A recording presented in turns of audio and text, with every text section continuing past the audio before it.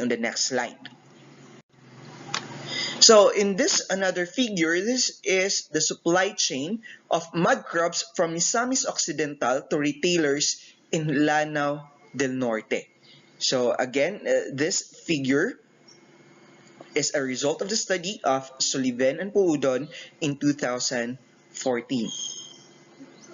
So if you can see, from the local assembler, the mud crabs are being distributed to the fatteners, walk-in buyers, retailers, wholesalers, and retailers. And most likely, these wholesalers and retailers distribute the products to institutional buyers, walk-in buyers, and retailers.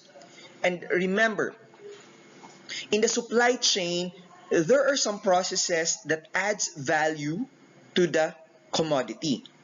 So it might be that for the retailers, they do washing, they do grading, and some other processes that adds value to the commodity. It could be they sort the products into babae and lalaki. Yeah.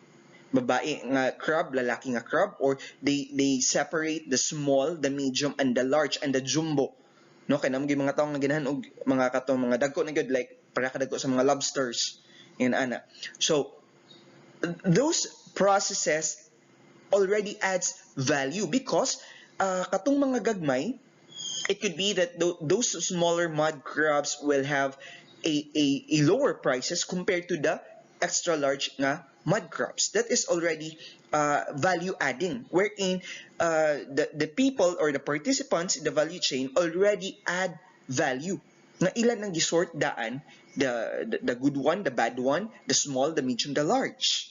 So that is already value adding. No, makita na to ang sequence then of activities of adding value to a particular commodity. That is what we call as the value chain. All activities until it reach to the final consumers. Okay, and not all activities in the supply chain are value adding. No, not ang flow sa product, that is the supply chain, but those activities that adds value mo to siyang value chain. Okay. Here, we have here next figure. If you can see, this is more complicated. Mud crabs from Misamis Occidental and Lanao del Norte to outside of the region. The first, the two other figures that I've shown you earlier, those the chain is very simple. It's because the chain is just within the province of Misamis Occidental. But if you can notice here in the supply chain within the region 10 in northern Mindanao, the supply chain becomes bigger and it becomes more complicated. And remember that in every step of the chain, most of the time, not all, but most of the time, cost is incurred, meaning prices of the commodity increases. The longer the chain, we can expect for a higher price for commodities. That's why supply chain management, value chain management is very necessary to iron out problems within the supply chain to make sure that the flow of the activities, the flow of the supply will be smooth, to be able to control, to control the price of the commodities, and to make sure that all participants in the supply chain can benefit equally, to ensure that there will be no single institution that will take advantage.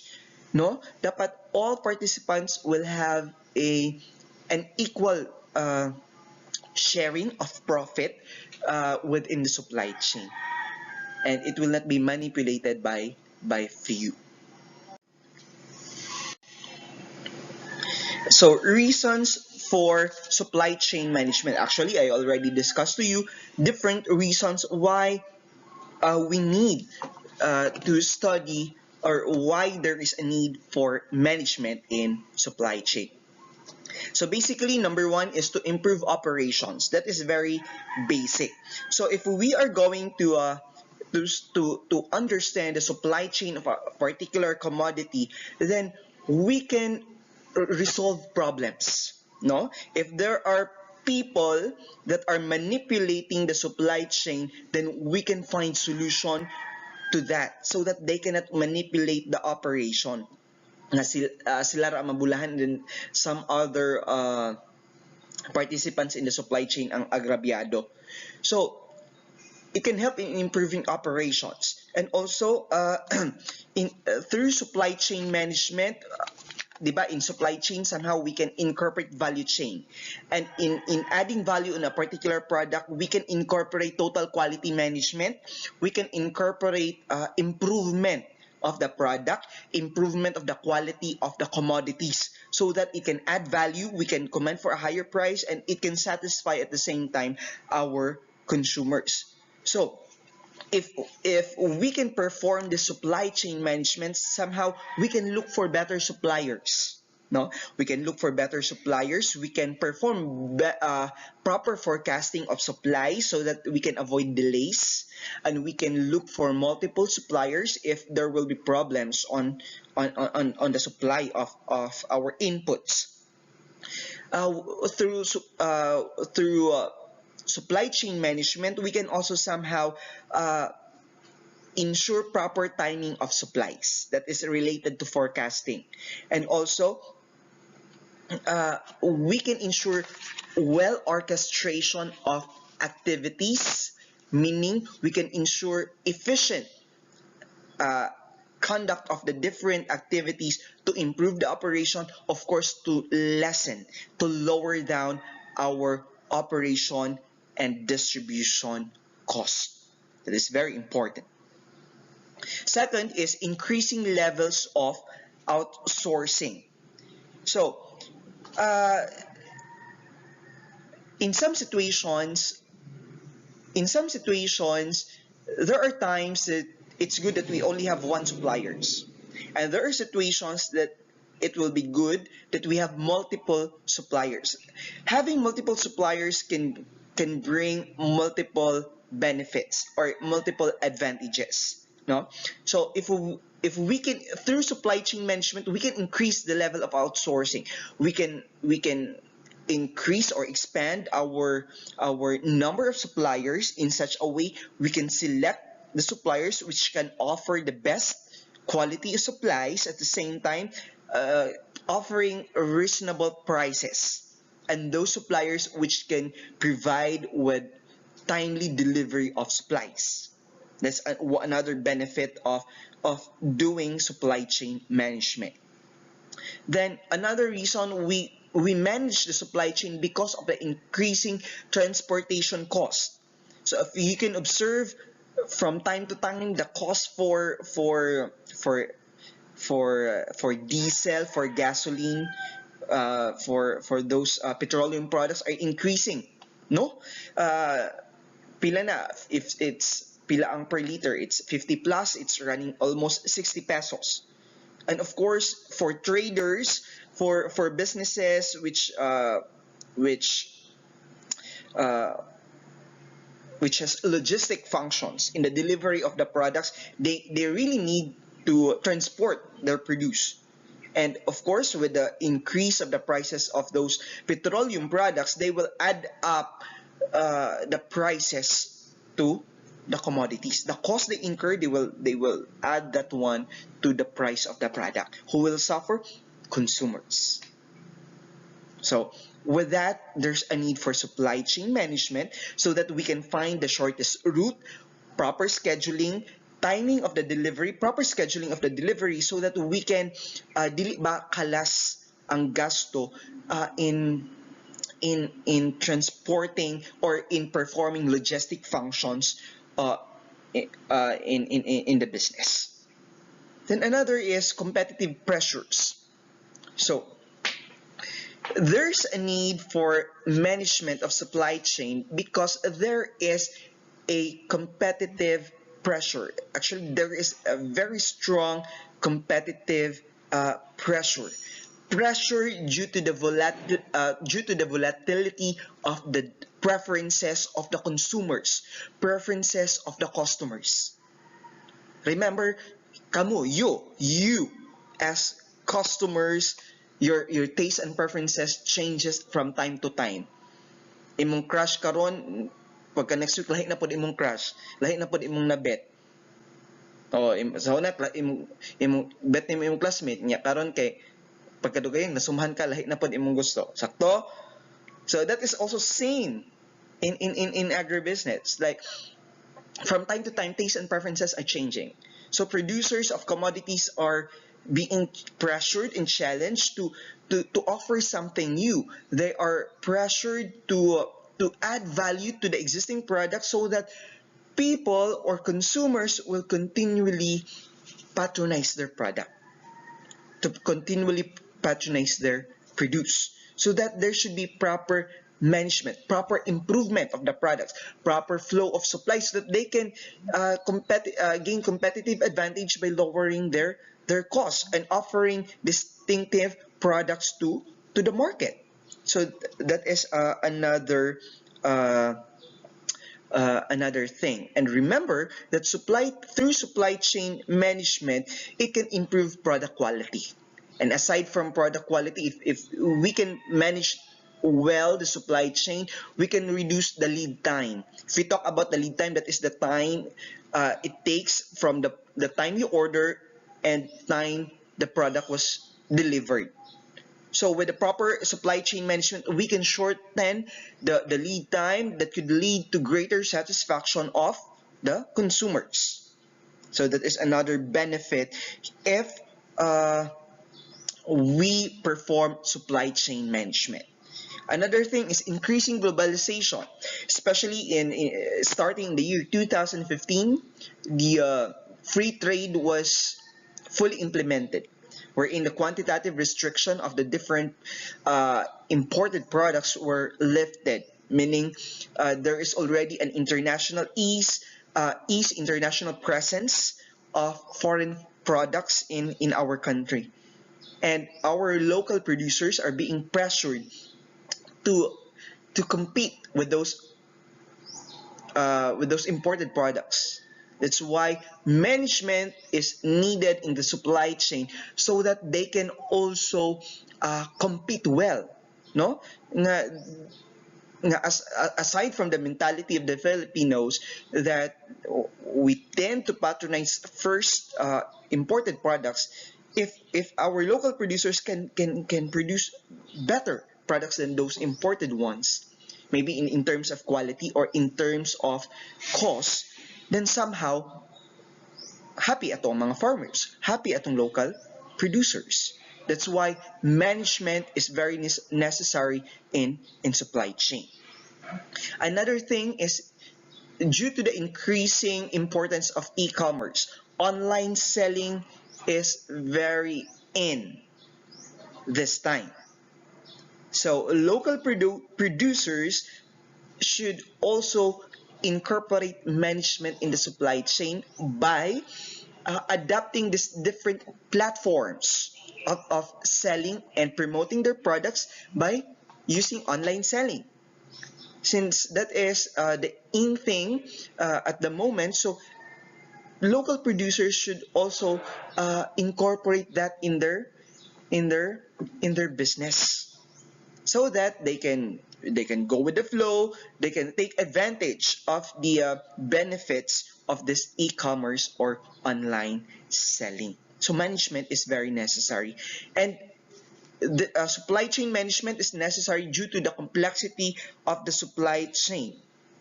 Remember, if we try to recall the figures that I've shown you earlier, the supply chain is very complicated.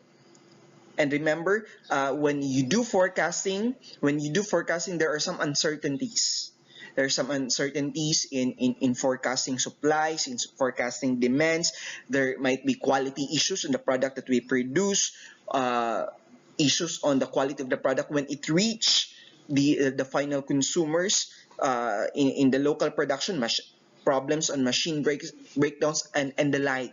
So after having said all these possible problems in the supply chain, management is very much needed to be integrated to iron out the complexity of the supply chain. And lastly, there is a need to manage inventories. There are advantages and disadvantages if you keep a large number of inventory, and if you keep a small amount of inventory. So thus there should be a management proper inventory management, and that can be discussed in your production management, in your higher management subjects. Okay, but we can discuss that one later. I think in on the other slides. Okay, now there are also other reasons to study value chain. So nakita na nato ang importansya why we need to study supply chain. And these are also the reasons why there is a need to study the value chain. First, farmers and traders often fight for prices. If you can recall in our previous topic, particularly in chapter 5, in the agribusiness marketing subsystem, diba, there is a cost price squeeze between farmers and traders. So nakadumdum gwapa o gwapo. Ang mga nakalimot na okay gingon. Okay, if you can remember that one, farmers and traders most of the time fight for prices. Of course, farmers would like to sell their products at highest possible price. But traders would like to purchase the products of the farmers at lowest possible cost.